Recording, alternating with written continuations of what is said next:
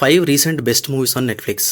So, ఈ వీడియోలో నెట్‌ఫ్లిక్స్‌లో రీసెంట్‌గా వచ్చిన వాటిలో నాకు బెస్ట్ అనిపించిన మూవీస్ ఏంటో ఒక look ఏద్దాం.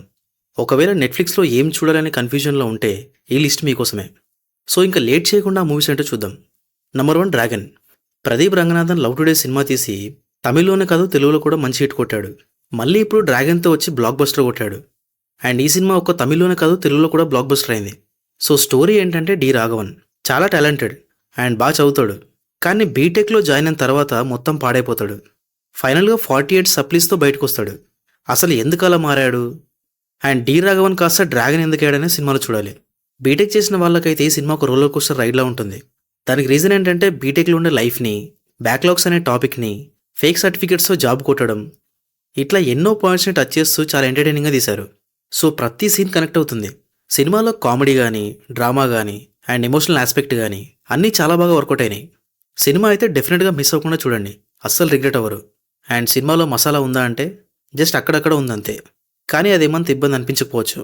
Number 2 officer on duty. జనరల్గా మలయాళం నుంచి ఒక థ్రిల్లర్ సినిమా వస్తుందంటే ఖచ్చితంగా సినిమా హిట్ అవుతుందనేలాగా అయిపోయింది సిచ్యువేషన్. అండ్ ఈ థ్రిల్లర్ కూడా మంచి హిట్ అయింది. సో ఈ సినిమా తెలుగు వర్షన్ థియేటర్లో కూడా వచ్చింది, కానీ జస్ట్ 1 వీకే నెట్ఫ్లిక్స్లో వచ్చింది మళ్ళీ.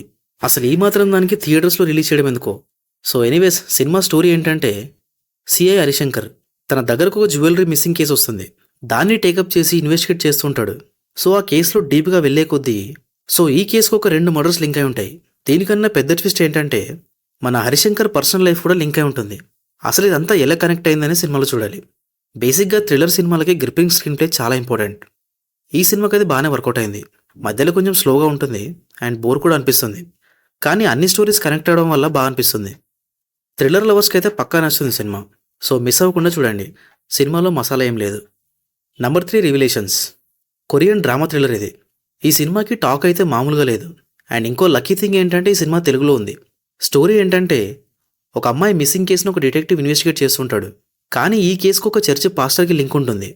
మరి ఏంటా లింక్ అనే సినిమాలో చూడాలి. మరీ సోషల్ మీడియాలో లేపినంత అయితే ఏం లేదు సినిమా, బట్ ఎంగేజింగ్ ఉంది సినిమా అయితే. కానీ పేరుకే థ్రిల్లర్ కానీ డెడ్ స్లో ఉంటుంది నరేషన్. మధ్యలో కొంచెం హై ఉంటుంది, బట్ ఓవరాల్గా అయితే స్లోగానే ఉంటుంది. సో స్లో సినిమాలు ఇష్టపడే వాళ్ళే సినిమా చూడండి, మిగతా వాళ్ళకైతే అస్సలు నచ్చదు. అండ్ ఇంట్రెస్టింగ్ థింగ్ ఏంటంటే ఈ సినిమా డైరెక్ట్ చేసింది ట్రైన్ టు బూసాన్ తీసిన డైరెక్టరే. సో నాకు తెలిసి అందువల్లే ఈ సినిమాకి అంత అయిపోయింది. So anyways, slow drama thrillers ఇష్టమైతే ఒక లుక్ వేయండి. సినిమాలో మసాలా ఉందంటే ఒక కిస్ ఉంది. Number 4 emergency. Brilliant actor Kangana Ranaut act చేసి డైరెక్ట్ చేసింది. యాక్చువల్గా ఇది ఇండియన్ ఎమర్జెన్సీ పైన తీసిన సినిమా. పొలిటికల్ హిస్టరీ పైన సినిమా అంటే మామూలు విషయం కాదు, అది ఇండియాలో. దానికి రీజన్ ఏంటంటే చాలామంది మనోభావాలు దెబ్బతింటాయి అండ్ కాంట్రవర్సీస్ కూడా ఎక్కువ ఉంటాయి. సో ఈ సినిమా కూడా కాంట్రవర్సీస్ బాగానే అయినాయి. మెయిన్గా సెన్సార్ బోర్డు నుంచే ప్రాబ్లం అయిందంట. సో సినిమా స్టోరీ ఏంటంటే మన ఇందిరాగాంధీ చైల్డ్హుడ్ నుంచి పొలిటికల్ ఎంట్రీ వరకు, దాని తర్వాత పొలిటికల్ జర్నీ ఎలా ఉందనేది కదా. యాక్చువల్గా రియల్ స్టోరీనే కానీ అంత ఇంట్రెస్టింగ్గా తీయలేదు. బట్ కంగనా యాక్టింగ్ కోసం అండ్ తన మేకవర్ కోసం అయితే పక్కా చూడొచ్చు. కానీ సినిమా ఓన్లీ హిందీలోనే ఉంది. సో చూడాలి అనుకుంటే హిందీ లాంగ్వేజ్లోనే చూడండి, సినిమాలో మసాలా ఏం లేదు. Number 5 Khakee the Bengal chapter 1. Hindi web series ఇది.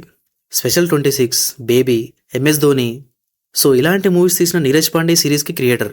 స్టోరీ ఏంటంటే బగా అనే వ్యక్తి కోల్కతాలో డాన్. తనను ఒక ఇద్దరు చంపేస్తారు.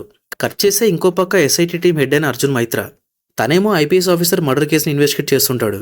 సో ట్విస్ట్ ఏంటంటే ఈ IPS ఆఫీసర్ మర్డర్ కేసుకి కోల్కతా డాన్ బగాకి లింక్ ఉంటుంది. అసలు ఏంటి ఆ లింక్ అనే సిరీస్లో చూడాలి. సిరీస్ అయితే బాగానే ఉంది, మధ్యలో కొంచెం స్లోగా ఉంటుంది, కానీ ఇన్వెస్టిగేషన్ ప్రాసెస్ ఏదైతే ఉందో ఇంట్రెస్టింగ్గా ఉంటుంది. మొత్తం సిరీస్లో 7 ఎపిసోడ్స్ ఉన్నాయి అండ్ ఒక్కోటి 45 to 1 hour మధ్యలో ఉంటాయి. క్రైమ్ అండ్ పాలిటిక్స్ని చాలా బాగా బ్యాలెన్స్ చేస్తూ తీశారు సిరీస్ని, కానీ లెంతే కొంచెం ఎక్కువ అనిపించింది. బట్ స్టిల్ చూడాలనుకుంటే చూసేయండి. అండ్ ఈ సిరీస్ తెలుగులో కూడా ఉంది. సో అంతే, ఇంకా నా ఒపీనియన్లో ఇవి బెస్ట్ అనిపించినాయి. మరి ఇవి కాకుండా మీకు ఏమైనా బెస్ట్ అనిపిస్తే కామెంట్స్లో చెప్పండి. Thank you for watching this video.